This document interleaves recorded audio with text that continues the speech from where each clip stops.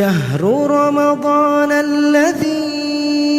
أنزل فيه القرآن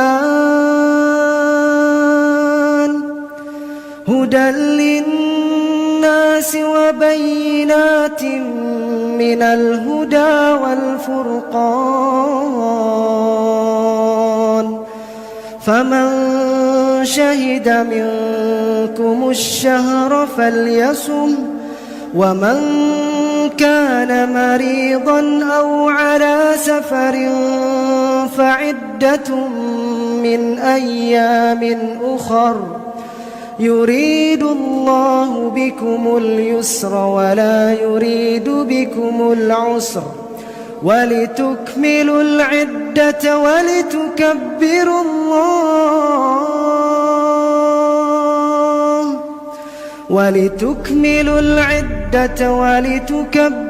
الله على ما هداكم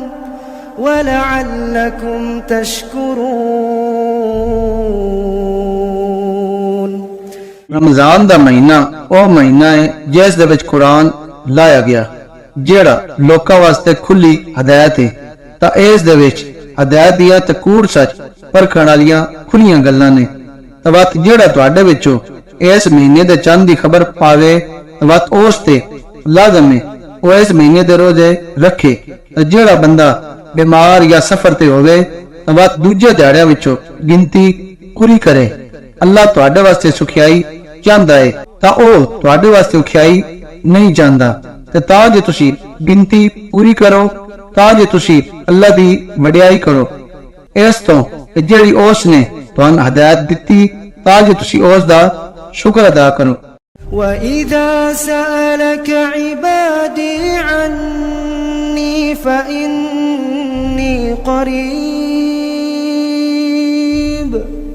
أُجِيبُ دَعْوَةَ الدَّاعِ إِذَا دَعَانِ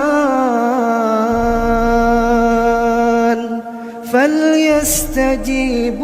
لِي